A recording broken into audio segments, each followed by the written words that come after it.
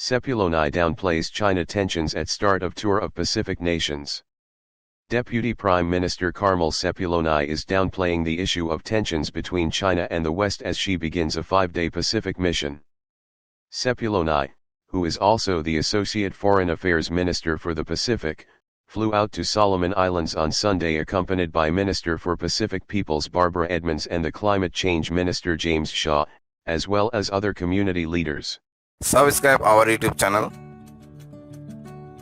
and click our bell icon for new videos. Mr. James Shaw, as well as other community leaders. The 50-strong delegation will also visit Tonga and Fiji. It is the first Pacific mission post-pandemic and climate change is expected to dominate talks.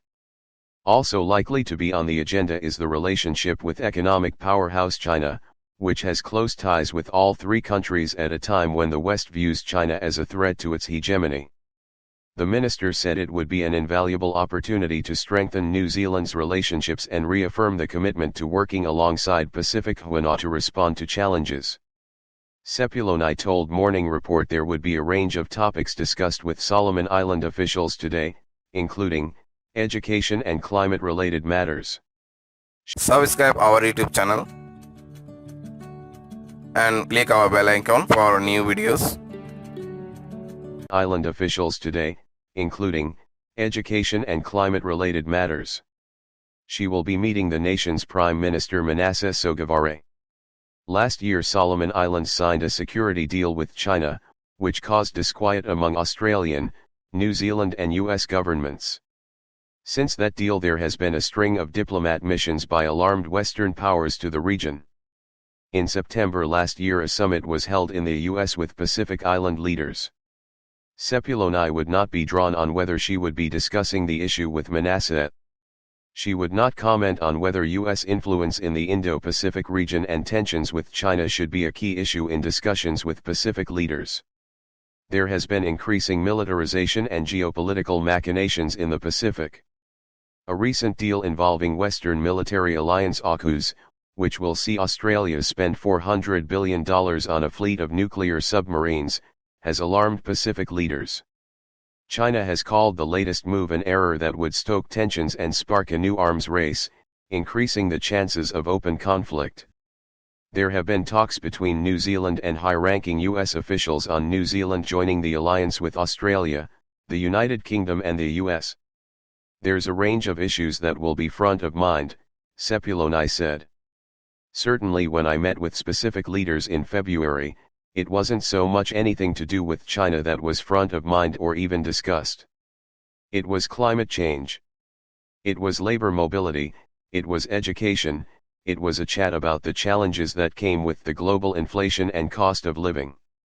So we'll see what they put on the table. But we've certainly got our agenda lined up with regards to our visit, and looking forward to seeing what is priority and the focus for conversation from the Pacific leaders that we meet with.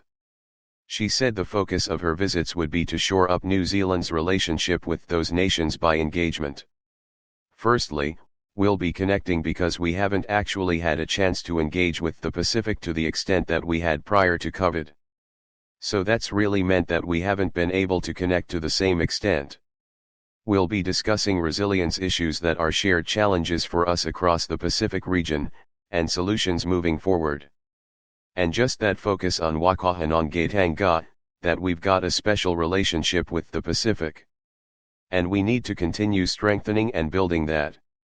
The minister said the Pacific regions had not been neglected over the past number of years and that ministers and parliamentarians had traveled to the region, but with COVID-19 restrictions, bringing a large delegation had been impractical in recent times.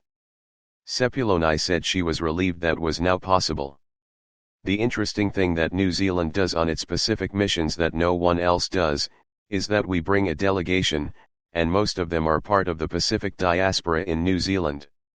They span from across the social sector, health, education, or business, and they are connected to the Pacific as well. Sepuloni said she was relieved that was now possible. The interesting thing that New Zealand does on its Pacific missions that no one else does, is that we bring a delegation, and most of them are part of the Pacific diaspora in New Zealand. They span from across the social sector, health, education, or business, and they are connected to the Pacific as well. They are connected to the Pacific as well. Subscribe our YouTube channel and click our bell icon for new videos.